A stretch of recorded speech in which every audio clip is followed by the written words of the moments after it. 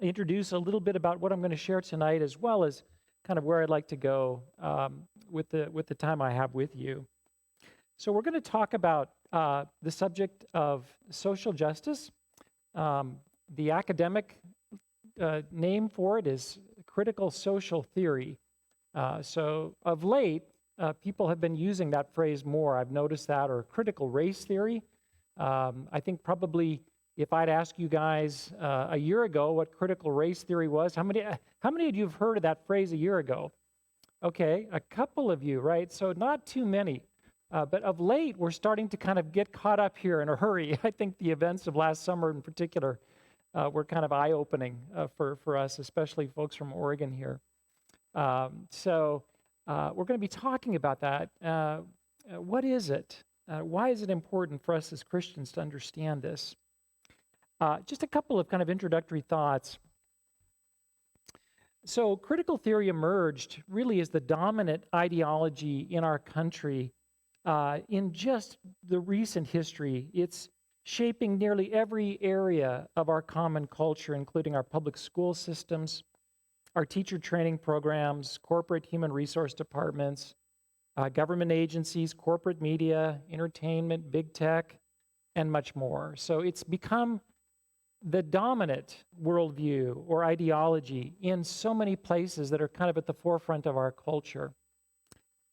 10 years ago, it was largely confined to universities, university humanities programs, and sociology departments. But since that time, it's come out of the universities and is really exerting influence over every aspect of culture. In the words of Andrew Sullivan, cultural critic, he said, "We all live on campus now." And I think that's true. Another cultural critic by the name of Wesley Yang described critical theory this way. He said it's the successor ideology, the successor ideology. What did he mean by that? He was referring to the ideology that would come after the Judeo-Christian belief system, which really has shaped our country from the very beginning. But of late, it's been waning in its influence, and Wesley Yang, not a Christian, sees this new thing on the horizon. Now it's kind of it coming in to replace it, a successor ideology. Noah Rothman, another author, observed that it, quote, influences how businesses structure themselves. It's altering how employers and employees relate to each other, and it has utterly transformed academia, and it's remaking our politics with alarming swiftness. Ideological social justice has poured forth from our universities into the broader culture with such a speed and a force over the last 20 or 30 years that all of us have been affected by it to one degree or another, and that includes fellow Christians, churches, evangelical institutions, universities, etc. I've got some slides, and I'd like to go ahead. Are we able to put that first one up there? I'm going to, let's see here. Yeah, go ahead. Go to the next one there. There we go, yeah. And let's see. I might need to have a little more light. Let's see. Or maybe I could grab this one here. There we go. That's good. Can you guys see that okay? Okay, perfect. So part of what makes this a confusing topic are all the names and the labels, and I want to start with that a little bit tonight. So it's known by various euphemisms. These would include things like social justice, and really that's the most common name that what I call the proponents use to describe their beliefs. You know, we stand for social justice, and so and this just a little bit on this phrase social justice. This creates particularly confusion for churches and Christians because there's a history of that phrase that goes back in our own tradition, particularly on the Catholic side, right? And I won't get into that history. It's an interesting history. The phrase social justice itself doesn't appear in the Bible, although justice is obviously one of the absolutely core bedrock principles of the Scriptures, right? So anyways, because there's a history of this label phrase social justice in the church, it can create real confusion for Christians because we can assume that when we use that phrase social justice, we're referring kind of to that biblical heritage of this, whereas people that are in the culture, the proponents, really means something very different now when they're using that phrase. It's that different thing that we're going to be studying. What is that? So social justice, proponents would use phrases like racial justice, equity, diversity, inclusion, right? How many of you have been to an equity, diversity, inclusion training? Okay, many of you. Okay, so that's kind of like everywhere now, right? We have this training going on. Woke is not a pejorative. Okay, that comes from the proponents of this ideology. They're quite proud to call themselves woke. And now, really, in the last few months, this has become the dominant label. Everyone talks about woke. So critical social theory, critical race theory, these are the academic labels or titles. These are academic fields of study. And I'll talk about the history of them just a little bit tomorrow. And intersectionality, some people refer to it as intersectionality. That's an aspect of this. It's a subset of it. I won't talk about that right now. Some of the opponents of the ideology would use maybe different labels. They would use labels like this is identity politics, this is cultural Marxism or neo-Marxism. I consider myself an opponent. We refer to it as the woke ideology and also critical race theory. So we have some overlap there. The cultural Marxism and neo-Marxism are pretty fascinating, actually, because I think those are the most accurate descriptions of what this ideology is. And if you go back to the founders of critical social theory, again, I'll talk more about this tomorrow, but it emerged in Europe following World War II. And the Frankfurt School social theorists, as they're known, they were Marxists, and they called it. They themselves used the label cultural Marxism to describe their project. But today, if you talk to somebody who's into social justice and diversity and equity and inclusion, and you say, wow, that sounds a little bit like cultural Marxism, they get defensive. Have you noticed this? They're like, no, this is not Marxist. And very often they'll kind of deny that there's anything about Marxism connected to it. So, but they're mistaken on that point. So just various labels. So in the book that I wrote, Why Social Justice is Not Biblical Justice, I chose to I had to pick one of these things, right? And I decided to call it just social justice because that's the label that's the most common label that the proponents use for it.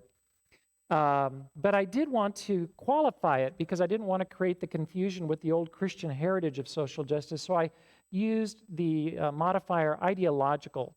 So it's kind of a mouthful, but I call it ideological social justice. And I like that modifier because to me, one of the things that became clear as I started studying this is that it's not, at first I thought this was just an idea or a theory of justice. And then I began to see, no, this is really a religion. This is really a worldview, a comprehensive worldview. It makes sense of the whole world, reality and human nature, what's real, what's the purpose in life. All of these questions get answered by this ideology. I saw it as a worldview, and I think that's what makes it so powerful is, we all need worldviews. We can't have a relationship to the world that God has made without kind of that filter of a worldview that helps us to see it.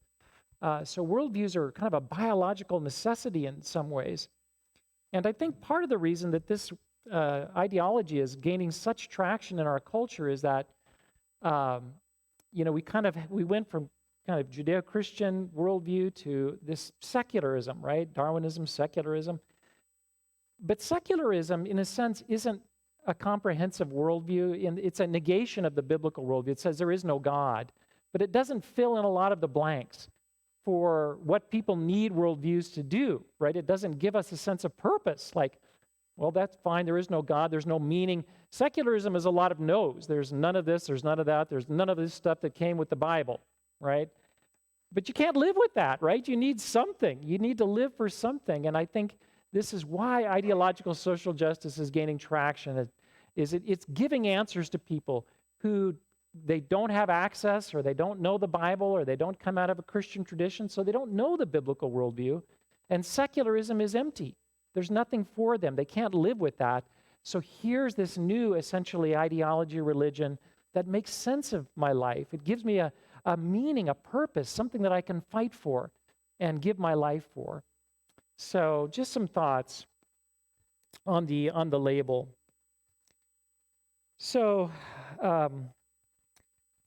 I believe it's vital, and really this is why I wrote the book. I think it's actually urgent that Christians understand what this worldview is.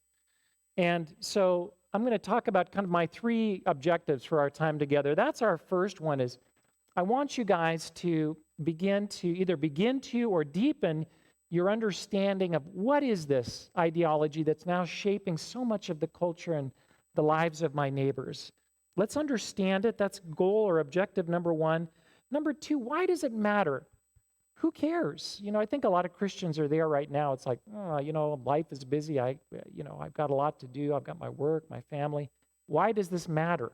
Well, I want to help you understand why it matters while we're here as well. And then thirdly, I want to get very practical in terms of how do we respond to it? What's the appropriate response that we should have as Christians? So really, those are the 3 objectives that I've got for the time together. Let me just talk about kind of the way I'm going to lay out we have 5 sessions. I hope you can come to them all. I understand if you're not able to. I probably anticipate some people kind of coming and going, but I sure hope you can come to all of them. So tonight, what we're going to do is just kind of lay it out as I'm doing right now, but I want to look at particularly how justice has been redefined in the culture. We're going to look at 2 definitions of justice, and that'll kind of kickstart us into the topic. Tomorrow, the first session, we're going to look at what is justice, what is genuine, true, or biblical justice. I think that I view social justice as kind of a counterfeit, and it's a very seductive, very, how can I say, it's a very well done counterfeit in the sense that it's very easy to pass to people that maybe should know better. And how do you spot a counterfeit? What's the best way to spot a counterfeit? You got to know the original. You got to have studied that original thing carefully enough so that you can spot the differences. And I think one of the things that has surprised me is how many of my fellow Christians, and I'm talking about really people I respect, they've had long histories in the church, they're in leadership and organizations, they haven't been able to spot the differences. And I think part of the problem is we just have to go back and refresh ourselves on the original.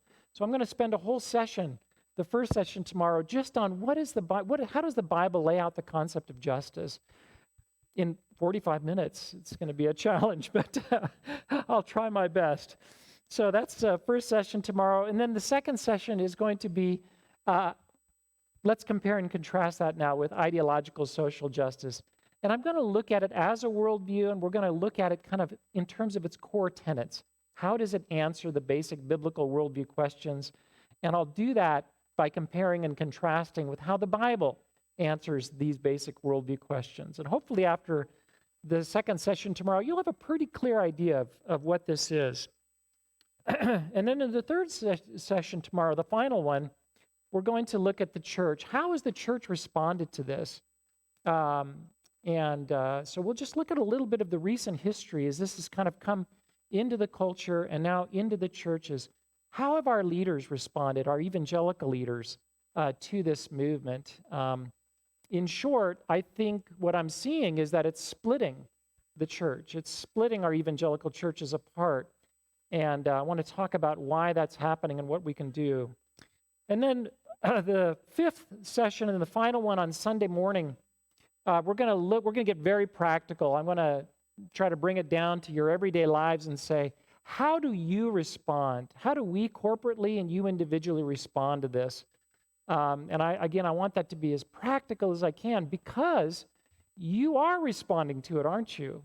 If you've got college-age kids or high school-age kids, you might have a proponent of this ideology inside your own home, and you guys are clashing over that. How do you respond to your children, your college-age kids, your your close friends, family members, members of your church, because those are the conversations we're having right now.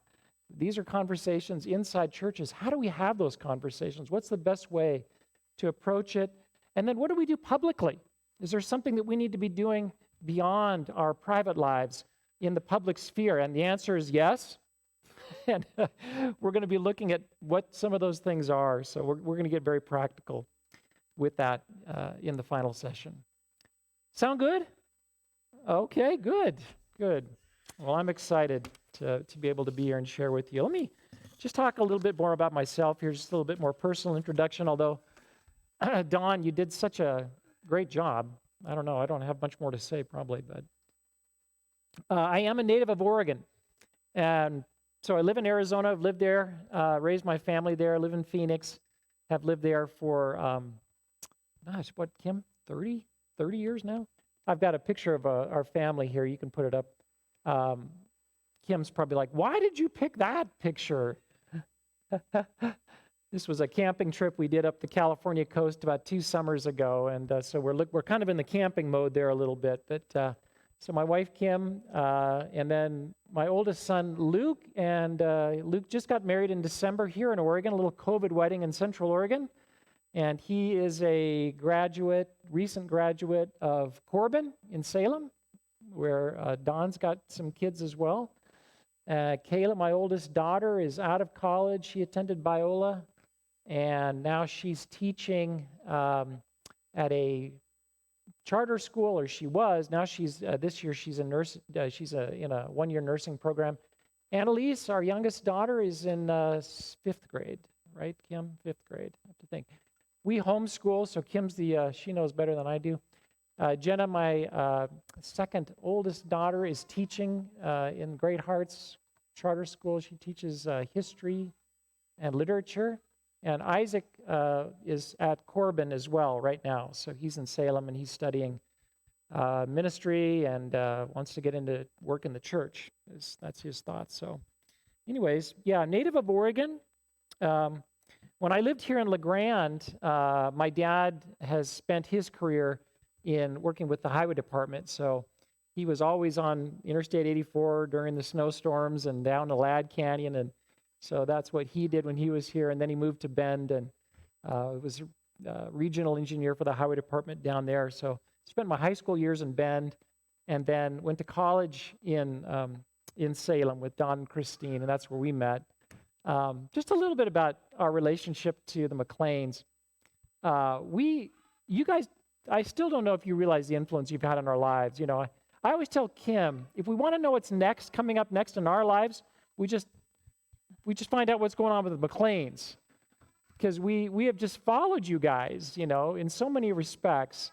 They joined Food for the Hungry. Well, so Don was in InterVarsity, and I followed Don to Urbana, the big missions conference, InterVarsity missions conference, my senior year at college, and stood up, committed my life to missions. Thank you, Don. So you had a little bit to do with that.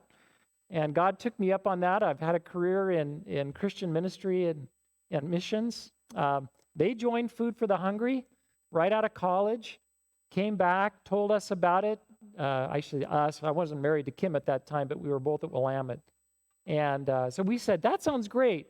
Felt a call to the work with the poor and followed Don and Christine into Food for the Hungry, served in Japan for a couple of years. And then after coming back from the field, we connected again. You guys were in Los Angeles, and you were starting your family. And we were in Phoenix and starting our family, and they started homeschooling. And they were, they were excited about that. And we hadn't made decisions about that. But I was out walking with Don one night, Camarillo, and he asked me a question as we were walking. We were talking about education. I thought he was a little crazy. Homeschooling seemed a little fringe to me, a little extreme. And so, we were talking about that, and he just turned to me and he looked at me the way Don does sometimes. He's like, Scott, who do you think has responsibility to educate your kids? And I thought, my first thought was, well, the schools do, right? The schools, that's the job of this. That's why they're there, right? But as soon as I started saying that, I thought, that's not right. Like something inside me says, no. And I stopped and it was like, it's me, right? Right? Me. And Don said, you're right. That was so powerful, Don, honestly. I mean, that for me, Kim was excited about homeschooling. I was less so.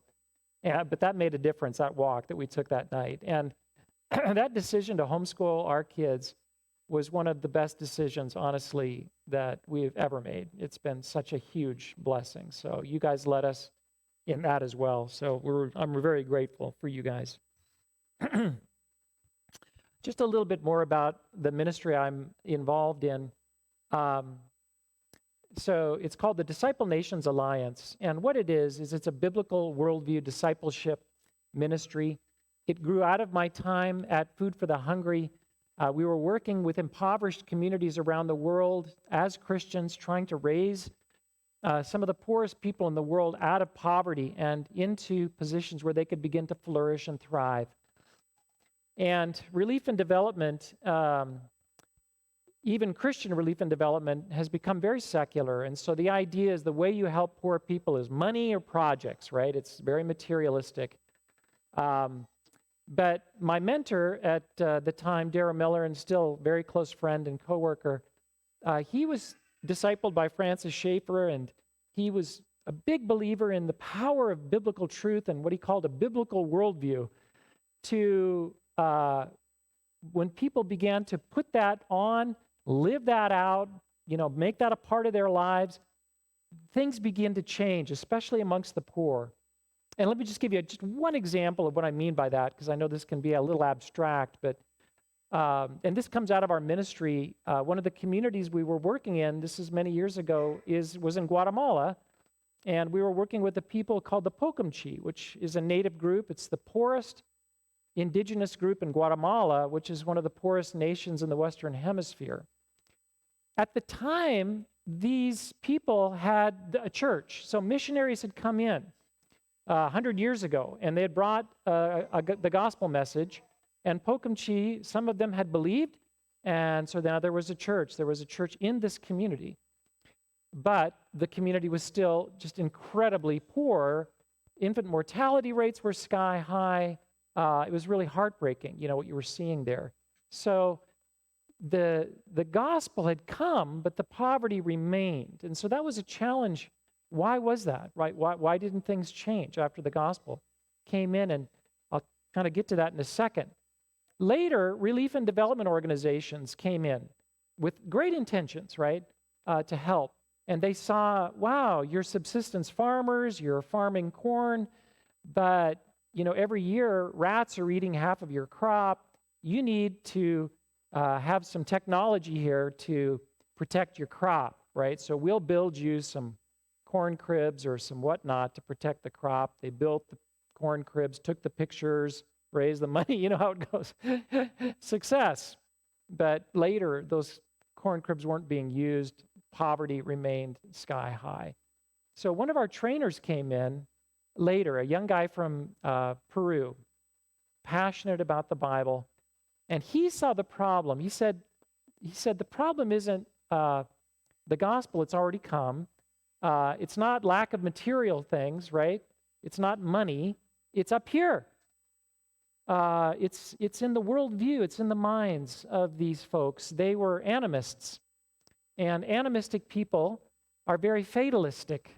And so if you ask them about their corn, right, why is it, they would say, that you would ask them, why is it that the rats eat half the corn every year? And they would answer something like this.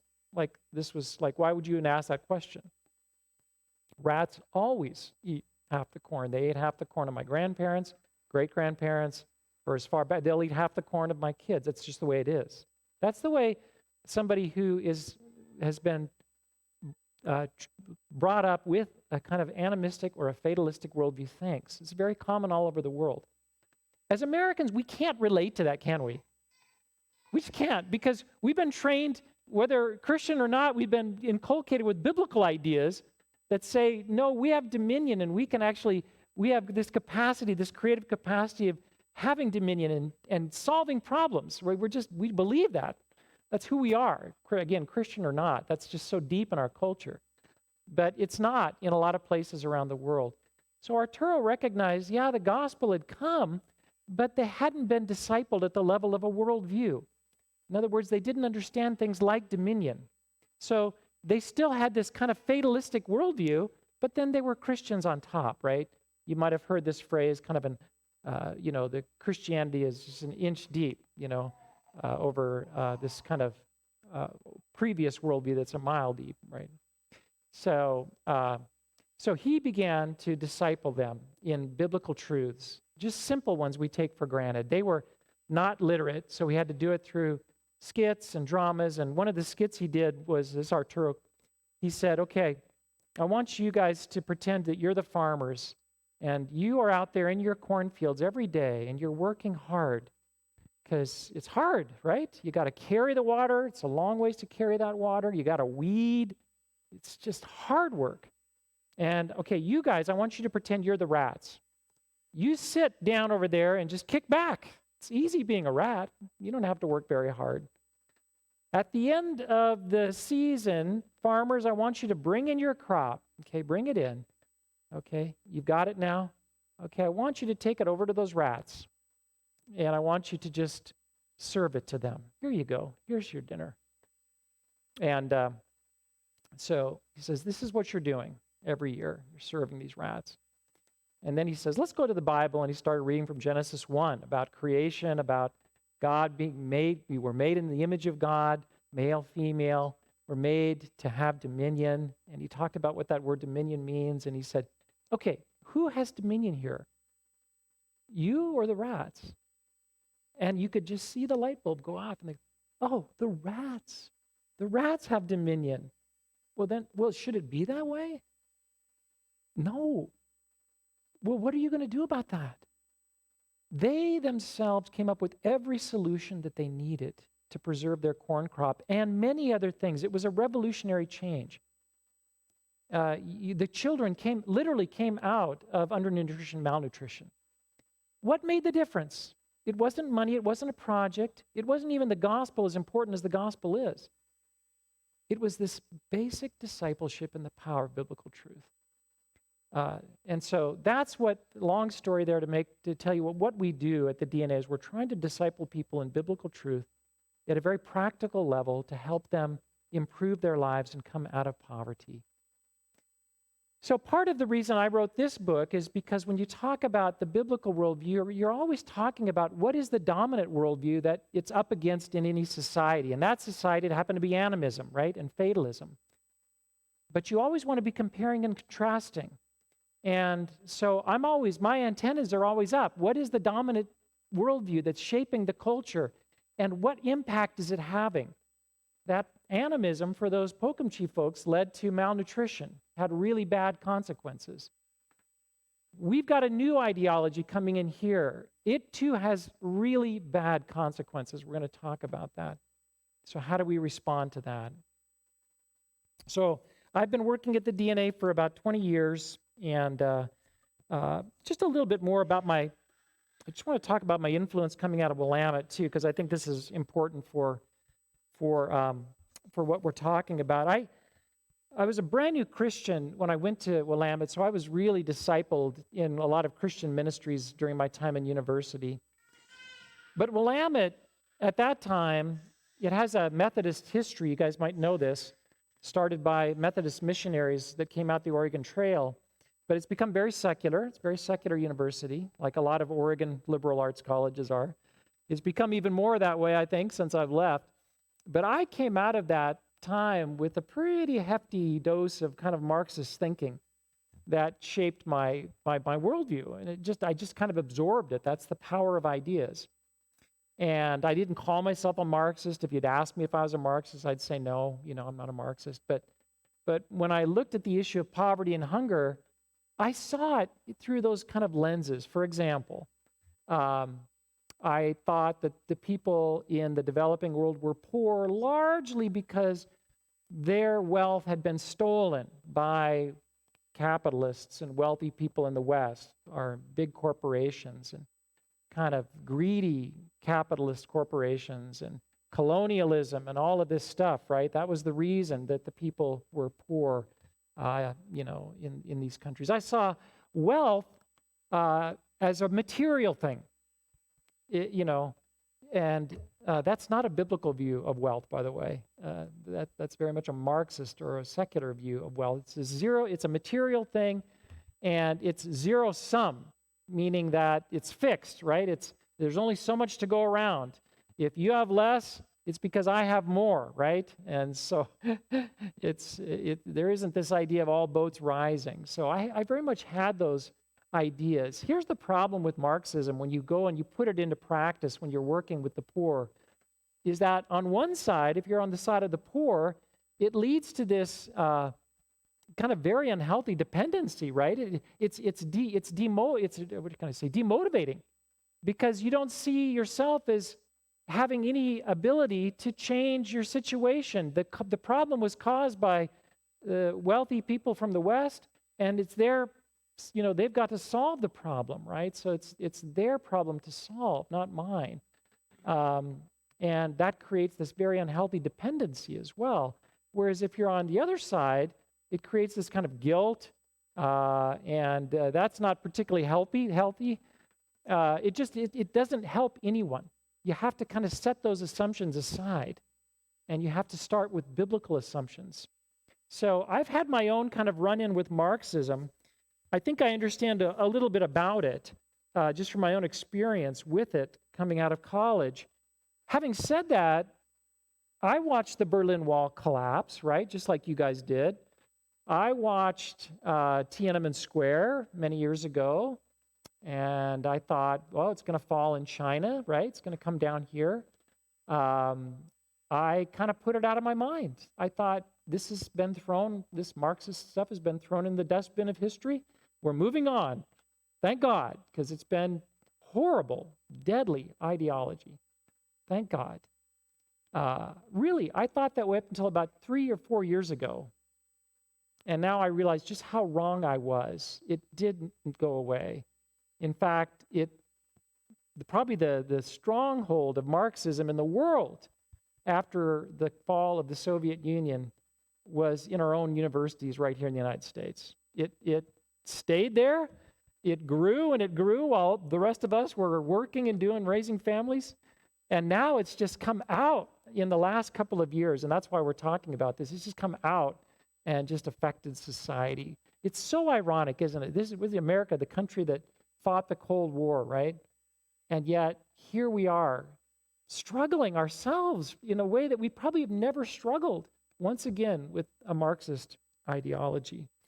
So, that's part of the reason I'm so concerned about this, is because Marxism is deadly and it's dangerous, and it's coming back here. So, I've got about 15 minutes. I better get going. Let's I want to look at how justice. Okay, we do want to have a little Q&A or some discussion, right? After that. Okay, very good. Well, you're not, okay. Well, all right. I'll try to keep moving anyways. What I'd like to do is put up a couple of definitions for you. Go ahead to the next slide there, and maybe, again, if you want to do the lights a little bit so it's easier to see, yeah. I want to talk now about some definitions. I want to talk about words. I want to talk to you about the importance of words. Why do words matter? Words are something we use every day, all the time, but we very seldom, I think, take time to reflect on the power of words and why they matter so much. So I'm going to talk a little bit about that, but I want to look here in particular at a definition of justice that comes to us from the Bible. This is not a definition that I pulled from any particular source. I just did a little exercise as I was writing this book to say, if I had to kind of boil it down to its essence, what the Bible is teaching about justice, if I had to define it in the simplest way that I could, what would I say? And that's what this is here. So justice is conformity to God's moral standard as it is revealed in the Ten Commandments and in the royal law, love your neighbor as yourself. And then I saw two kind of important sub-points under that broad definition. Number one, justice is living in right relationship with God and with others. It's giving people their due as image bearers of God. That's the first subcomponent. The second subcomponent is this: justice is impartially rendering judgment, righting wrongs, and meting out punishment for law breaking. So this is the criminal justice system justice, right? This is this aspect of justice that we're familiar with through the government and whatnot. But it's not just a role of government. It's reserved for God and God-ordained authorities, including parents in the home, elders in the church, teachers in schools, and civil authorities in the state. So of these two subcomponents, the first one is the responsibility of every single human being. God holds every single human being responsible to live justly, according to that first definition. The second one isn't for everyone. It's for particular people, God-ordained authorities. Now, for most of us, at some point in our life, we're going to play one of those roles, right? A parent, a school teacher, maybe even a judge, in the court system. So, justice. For really the 200 years or so that we've been together as a country, I would say that this has been the definition or the understanding of justice that really has shaped the culture, that's been kind of accepted in the culture. And it's led to a lot of really positive fruit, and we'll talk about that tomorrow. But it's been redefined. The word's been redefined, and I want to put up that redefinition. Let's look at that. So here's how many today understand justice. Justice is the tearing down of traditional structures and systems that are deemed to be oppressive, and the redistribution of power and resources from oppressors to victims in the pursuit of equality of outcome, or what today goes by the word equity. So look at this definition here just for a minute. I'm going to come back to these at the end of our time. But I just want you for right now just to notice how different they are. These are really different concepts, different understandings. But the same word, right? Justice. Let's go on to the next slide if we could. John Stone Street, are you familiar with the Colson Center for, what is it called? The Colson Center for Christian Worldview, I believe it is, and Breakpoint. So John Stone Street is the president of that fine organization, and he has a quote that I love. He says, "It's no good having the same vocabulary if we're using different dictionaries." Well, that's happening so much in our culture nowadays. We're using the same vocabulary, in this case justice, but we have completely different dictionaries. We mean entirely different things when we use these same words.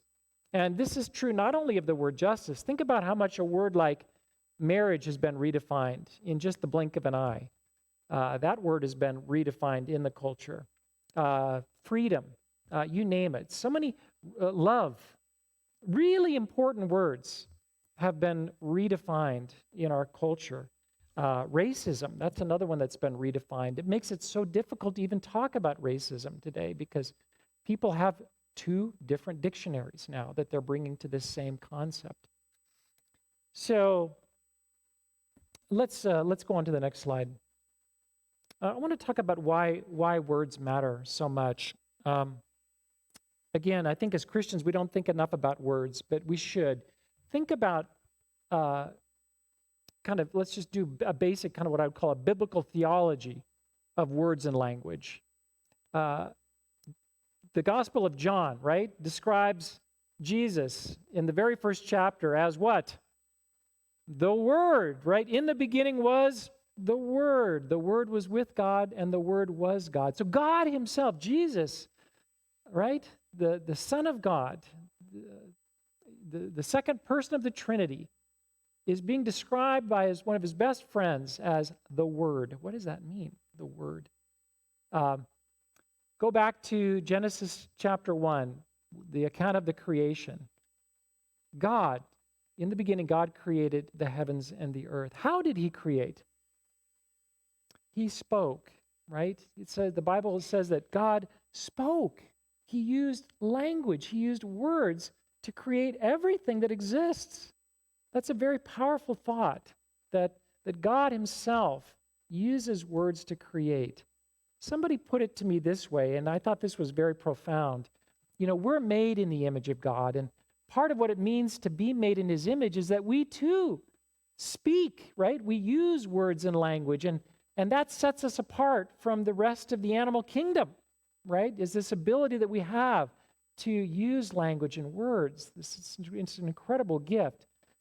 And this person said, you know, when God speaks, he creates out of nothing. He creates the physical universe, the heavens and the earth. When we speak, when we use words and language, we too create. We create culture. So the words we use create culture. Words are building blocks of culture. And why is that important? Well, we'll talk about that in a second. This book, The Gift of the Jews, has been really powerful for me. This is a book by a historian named Thomas Cahill, and the subtitle is How a Tribe of Desert Nomads Changed the Way That Everyone Thinks and Feels. And what he was doing was he was looking at, really, he was through the lens of the Jewish people. He was looking at the Bible, and he was looking at words, and he was saying, how many words come to the world, you know, have been translated into English and many different languages now, but the origin of those words comes to us from the Bible. And you would be amazed how many words, right, we use. And not just any old words, like really important words. Words like new, adventure, surprise, unique, individual, person, vocation, time, history, future, freedom, progress, spirit, faith, hope, love, justice. That word comes from the Bible. That's a biblical word, you know. In other words, what I mean by that is if you were to go to a tribe, let's say in Papua New Guinea, that had no exposure to the Bible, no scriptures have been translated into their language, and you looked and you said, how many of these words are in their native language? Do they have a word for justice? Do they have a word for compassion? Do they have a concept of the individual or of future? I'm guessing that you would find that they have very few of those concepts. So you have to introduce those concepts through new words, biblical words, into the culture. And those words begin to change the culture. This is a really powerful way. I know we don't think about this, but very much, but one of the most powerful ways we do missions, actually, is by using biblical words and living out biblical words and language. I know from my time working in Africa that many, many tribes in Africa, for example, have no word. There's no word in their indigenous language for the word future. Everything is present or past. They live in the past, that's the realm of the ancestors, and in the present. They have no word, and that means there's no mental space in their brains for future. Can you progress? Can you develop as a society if you have no word for future? It becomes really difficult. So the power of these words, and this is why Cahill says these words are a gift to the world from the Jews. Now, really, they're a gift to the world from God through his word, right? It's a powerful thing. Words matter. Let's go on to the next slide. This quote from Robert Louis Wilkins, again, love it so much. He says, cultures live by language. Our cultures live by language, and the sentiments and thoughts of a Christian culture are formed and carried by the language of the Scriptures. What does it mean to be a Christian culture? It means to uphold the definitions of words that come to us in the Bible. If you don't do that, you cannot have a Christian culture. It's that simple. So when words get redefined, it matters. It's going to change the culture. It's no longer going to be a Christian culture. It's going to be some kind of a pagan culture, and that's going to have consequences. Let's look at the next quote. This is Rod Dreher. Some of you might be familiar with he's really got a terrific new book now. It's called Live Not by Lies. He's talking about something similar to what I'm writing about here. He says, we cannot be the church if we lose our vocabulary and the conceptual framework that makes us Christians. We cannot be the church if we lose our vocabulary. So I want to come back to this word justice again, because I think we're losing it. It's being redefined in the culture. It is redefined now in systems of education, in government, in media.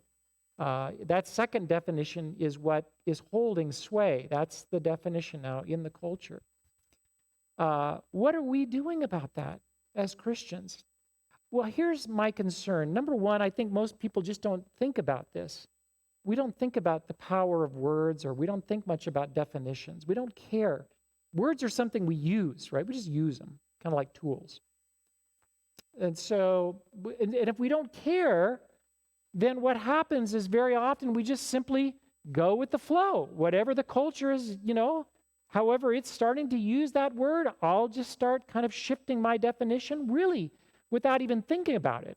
I'll just start shifting my definition to whatever's being taught to me in the schools or peers or in the media, social media.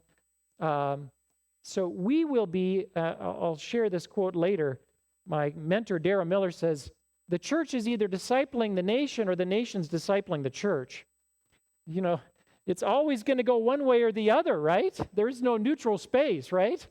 Either the culture, in this case, is defining words for us, or we're defining words for the culture, right? Somebody's going to define that word. So but what happens when a word as fundamental as justice gets redefined in this way? What I'd like to do is let's go back to those definitions. Could we go back up a couple of slides let's look at these again. And I want you guys just to take some time. Maybe you can get in small groups here, just circle around a little bit. And I want you just to look at these two definitions and just discuss with your group what's changed, what's different, how are they different? Maybe somebody could jot down a few notes. So look at this one, and then in a second, go ahead and put the next one up there. I wish I had them side by side. That'd be a little bit easier. But yeah, I'd like you guys just to just talk with one another about that for a few minutes. How are they different? What's changed? That's the question I'm asking. Go ahead and discuss that if you don't mind. Yeah. I hope you guys don't mind if I get you kind of interacting a little bit, since yeah.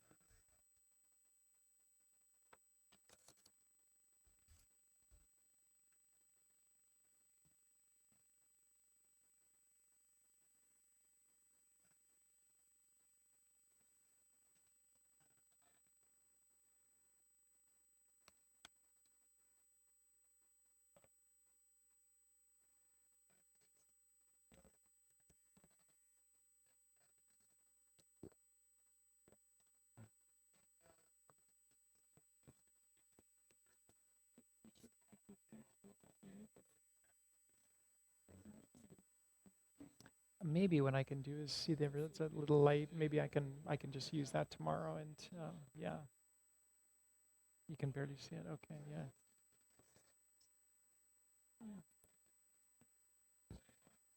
Okay, okay. Thank you, sweet. Mhm.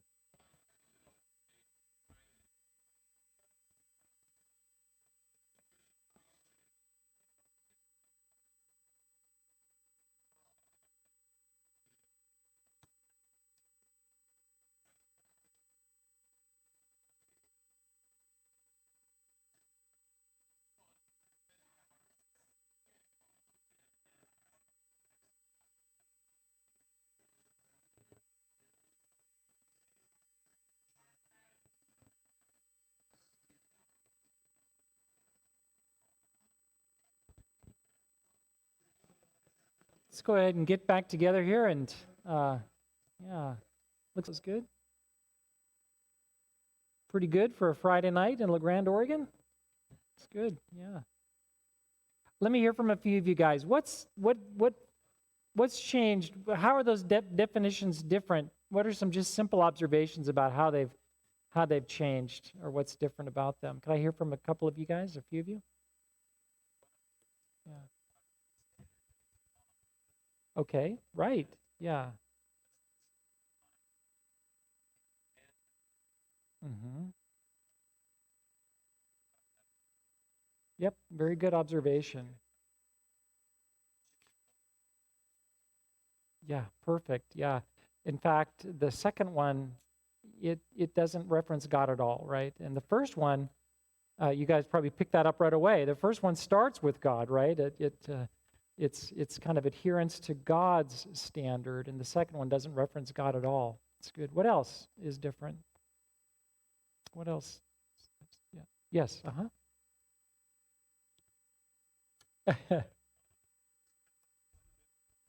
Oh, okay. Wow, that's really good. What do you mean by that?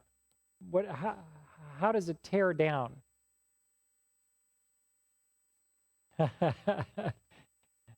We could. That's okay. I don't mean to put you guys on the spot, but you're right. Yeah, that's really good. Yeah. Yeah, that's right. That's right. You do notice it particularly with the redefined justice. It's about tearing down, isn't it? Yeah, it's taking things that exist, systems, structures, whatever it is. Those things now are deemed to be oppressive. They need to come down, right? They need to be so. It is. It's not constructive, but destructive, and we're seeing that, right? I mean, again, ideas have consequences, right? They get played out in culture, and you do see this, right? Particularly here in this state. What else is different? Yes.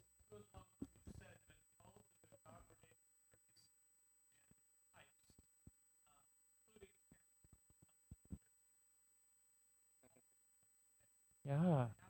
Right. Yes. Right. Yeah. Really good observation. So not only, is God not referenced in the second one, but these other kind of God ordained authorities also aren't recognized in the second one, right? That is just gone, that concept of kind of there's certain God ordained authorities that have a realm of exercising justice for the good of the society in order to check evil and promote what's good. It's just gone in the second one, yes. Yeah, right, yeah.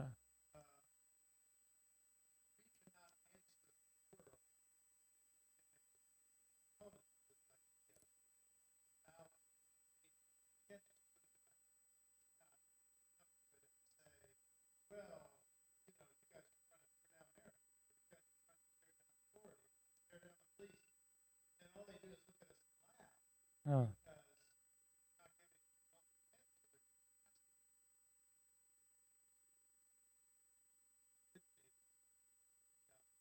amen. No,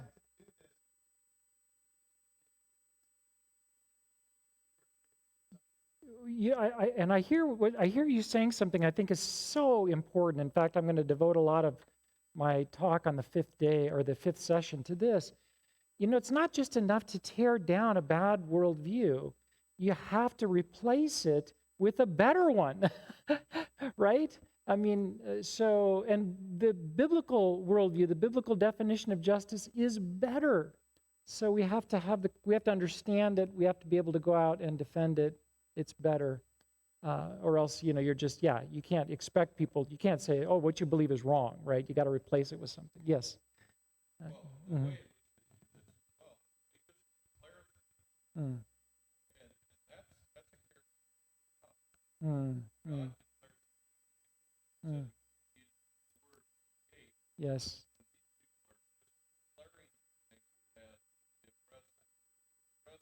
Right.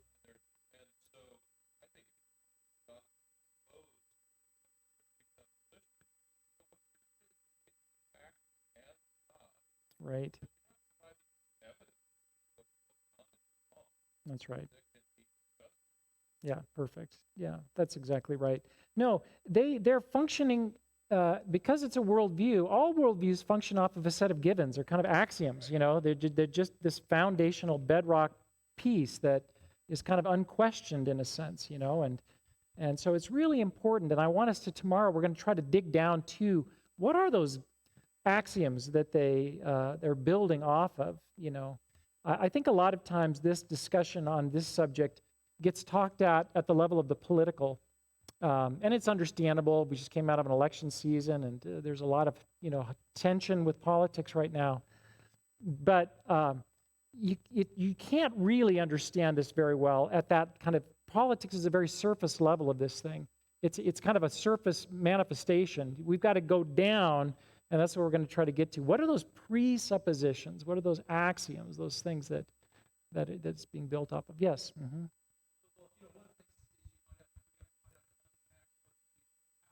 Yeah. Hmm.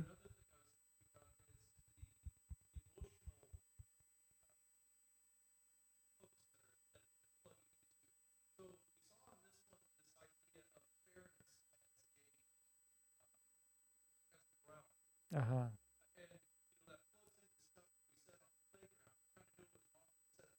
Right.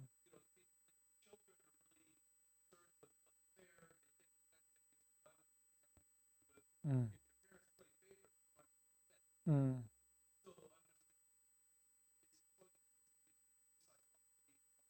Mm. Yeah.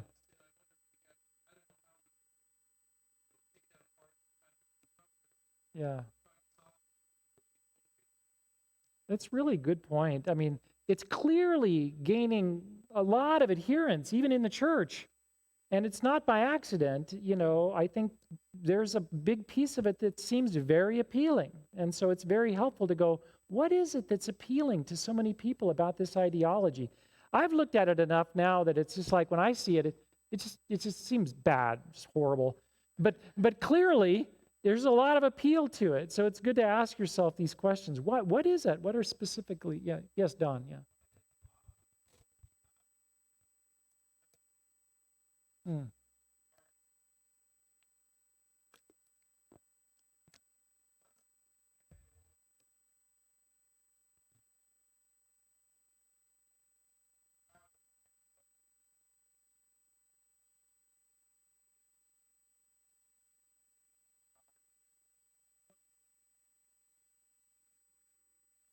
yeah,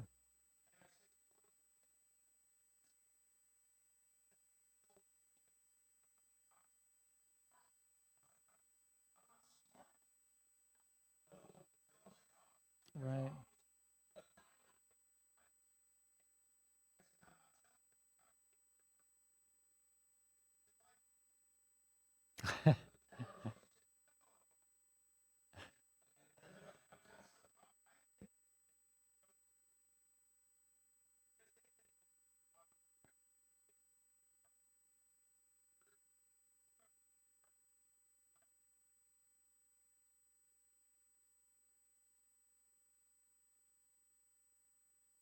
Yeah, that's a really, really good point, Don. Yeah, yeah, good.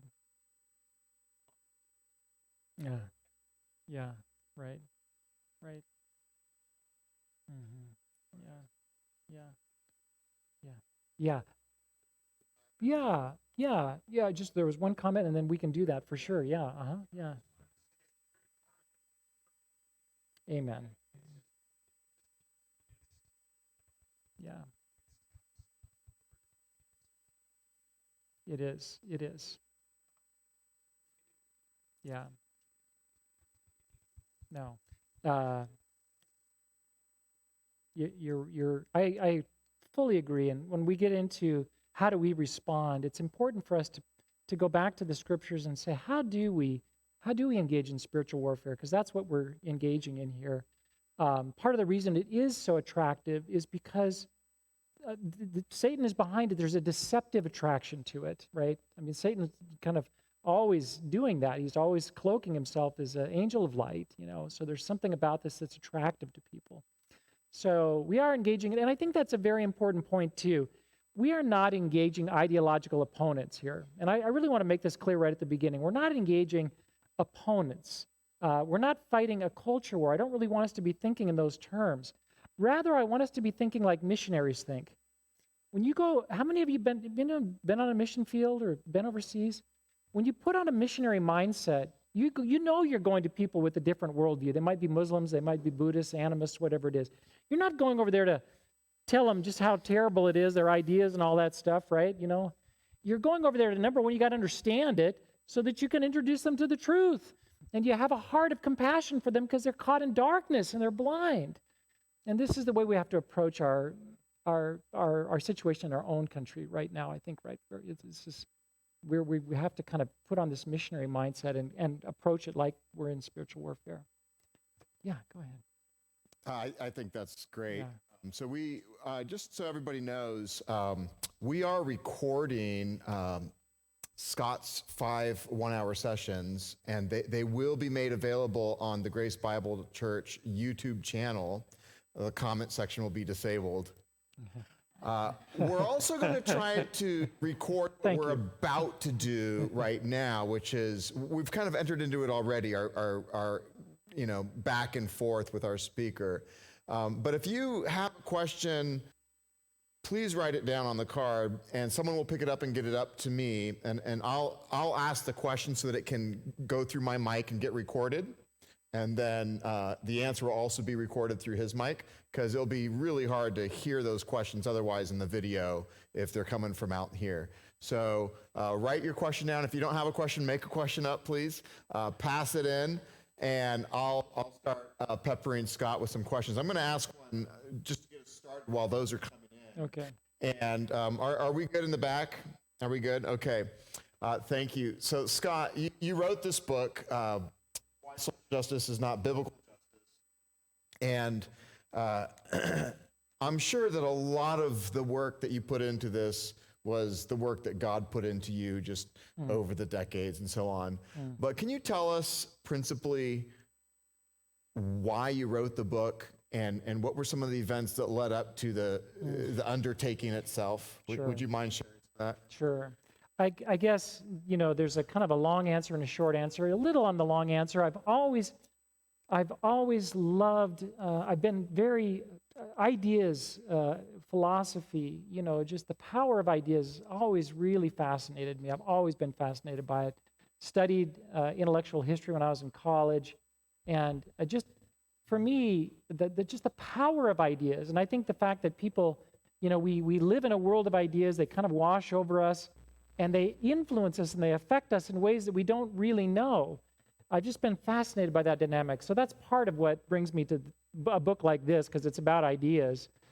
But more specifically, the reason I wrote it, though, is, about 5 years ago, I guess I would say, I, like you guys, was observing what was happening in the culture, troubled by it.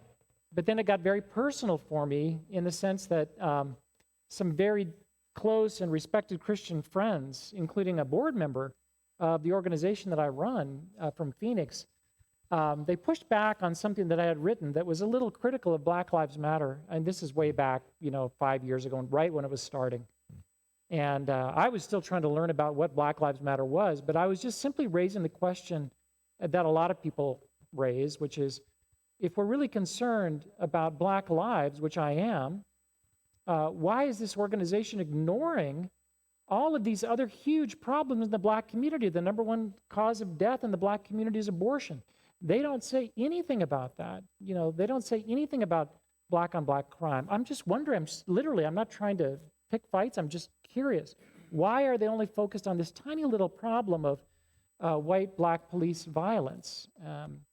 Now, they would disagree that it's a tiny problem, but that's a question you can actually do some study and research on.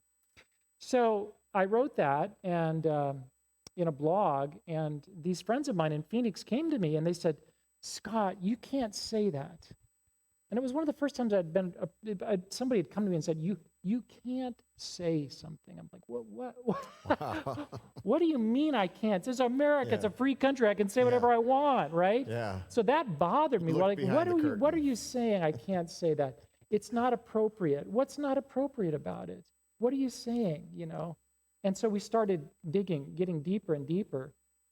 And they came back with a couple friends later, and they sat me down and they said, "Scott, we want to help you because I don't think you see some things. I don't think you understand just how racist our society is from the very beginning, just shot through with racism. It affects every single system. Every structure in our society is racist." I said, whoa. I said, time out. I said, I don't deny racism exists. Certainly there has been structural racism, slavery, Jim Crow, of course. But I said, where is it today? Where do you see systems that are racist, So we got into that, and anyways, have you grappled with your unconscious racism, Scott? Have you grappled with your white privilege? And I started, and I'd never heard these phrases before. I'd never heard of this phrase, white privilege. I said, where are you getting that? This is the part of my mind that just lights up. It's ideas. Like, where did you get that idea? Like, I want to know where that came from. So I started writing the book, frankly, to chase down that answer. I'm like, where is this coming from? What's going on? And so I started researching, started writing. But really, it was because these are Christians that I respect, that I'm getting this from, that caused me real alarm. And I started going, whoa, I was coming right into the church. Where's our Christian leaders where are they speaking out about this? And I didn't see it. I did not see it. Now, thankfully, it's starting, but I thought nobody's really speaking on this. So, yeah. Yeah, and I found something similar just in the last 5 or 6 years serving as pastor here. As you were talking, I was thinking of the words of the Apostle John, who says, "It brings me no greater joy than to know that my children are walking in the truth." Yeah. And so, as much as what you're doing or what we're doing right here this weekend is a response to ideological social justice, again, our primary effort is for us to be a joyful people in the Lord Jesus Christ and to hold forth the word of life to those who are perishing, and to look to the Lord to see how he will work in and through these times. I'm curious, as those questions are coming in, because I could ask questions till midnight. What's been some of the reception of your book? Because it's been out for 6 months now? Or? September, so a little over 6 months now. How has it been received, both well or critically, perhaps? I was thanks for asking that question. A bit nervous when we published this book because it put the DNA, my ministry, on record. We weren't going to, I think a lot of Christians, when they take up this subject, the instinct is to kind of be neutral. Because especially in the church, it's dividing the churches. You've got some Christians who are really in favor of this set of ideas and others that are against it. And so there's kind of, let's take a neutral position towards it, But I said to the board, I said, guys, we're going to come down on one side of this, okay? Are you ready for that? Because I have a feeling that, we might get some pushback, when we actually kind of take a position on this. And they said, go ahead. I really expected we would get a lot of flack, but so far that hasn't, I'm happy to say, it hasn't happened yet. So the reception of the book has been shockingly positive. And I put it out there, and this was God's providence. I mean, I wrote the book. It took about 3 years to write. Couldn't find a publisher, by the way. No evangelical publisher was interested in the topic. I don't think it was that so much. I'm not a big name person, so that's part of it. I couldn't find a publisher. At the last minute, Credo House Publishers, a great company in Grand Rapids, picked it up. Great guy, Tim Beals. By God's providence, it ended up coming out in September. That's a month after this crazy summer that we went through. And it was the time, I think, for a lot of Christians, they knew this was a problem somewhere in the back of their heads, but it brought it right up to the forefront. And so there was such a ready audience for the message. And it just started selling in a way that shocked me, and it still shocks me just how quickly the book is selling. But I think so people are really waking up to it, and the response I'm getting for people that are reading it is kind of, thank you, because I've been reading about it. I'm reading some academic stuff about it, but I've never really read kind of a biblical kind of comparison type of thing. So that said, I do have some friends that are in the police department in Phoenix that are worried for me. One of my friends, he said, Scott, it's like this. You're kind of a nobody. You're like those little hobbits, that are going across the plains or whatever it is there in Mordor, and that eye of Sauron, it's over here. Pretty soon it's going to find you, Scott, So I hope not. It's good to have a Samwise Ganges right along with you, right? So we got some questions here. Sure. We'll start with this one. It says, how do I stay current with understanding what all the redefined terminology is and what it is leading toward? Yeah. Well, in the first one, how do you stay current on the redefined language? A part of it is you just have to pay attention. I think we don't pay nearly enough attention to what words mean biblically. What does marriage mean? What does freedom mean? This is something I want to encourage all of you to do. Do biblical word studies. Go back and just open the Bible, get a biblical dictionary, look at where those words appear in the scriptures, read the context, understand them biblically. Because if you don't do that, then it's very easy just to kind of go along with whatever the culture is saying. So, but part of what makes this kind of woke ideology or critical social theory confusing is it comes with huge amounts of language, right? So privilege, systemic, this and that. There's one resource that I found just absolutely indispensable. It's James Lindsay, if you're familiar with James Lindsay. He has a website called New Discourses. He's not a Christian, but he's brilliant, really a brilliant mind on this stuff. Great, very concerned about it. So he's doing a yeoman's job of getting information out about it. And on his website, New Discourses, he has this section, I use it all the time, it's called Translations from the Wokish.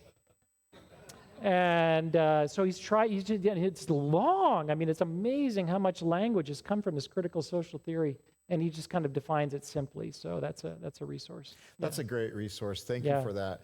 One of the things that I find helpful when I'm talking with people and I hear them use a term is I simply ask this question. I do it a lot. What do you mean by? Yeah, it's great. And so, you might just try to use that when someone throws a term out there and you think it's a loaded term and I don't think you mean the same thing that I do. You might just say, well, what do you mean by? And let them talk. And as they talk, they'll define their terms. And then you can hopefully find some common ground where you can either agree or disagree in those areas. Excellent. Let's see. Next question. For clarity's sake, would this redefined term, social justice, state the belief that one is no longer born equal in the image of God, but one is born either an oppressor or oppressed? It's presumed, I think, and we're going to talk about this tomorrow. This is so much of ideological social justice is really an admixture of two ideologies or worldviews. One is postmodernism, one is Marxism, and they really do bring ideas from both of those worlds together, kind of mix them up. The kind of dividing the world into this oppressor-oppressed binary is very much part of this ideology. They would say Yeah, absolutely. You're either one or the other, right? There's no room outside of those categories, right? That's very much a Marxist idea. That's kind of one of the bedrock ideas that Marx brought to us. So he talked about those structures of oppression in terms of class and economics. Critical social theory expands that. Again, we'll talk about that tomorrow. So Yeah. The second and third, or third and fourth, will really dig into some of that one. Yes. Yeah.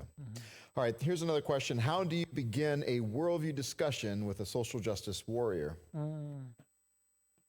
Yeah. Yeah. Maybe it depends how, No, I think how animated it already is. No, Phil, you answered the question already, and I think you start with asking questions. You just ask questions, and we're going to talk about that on the fourth day, kind of how do you have these discussions? And I think part of the way you do it is by asking good questions. And so one of the things that we can start doing is write down good questions. I think have a running list, put it in your back pocket of what are some really good questions. That said, how do you have a worldview discussion? It's hard.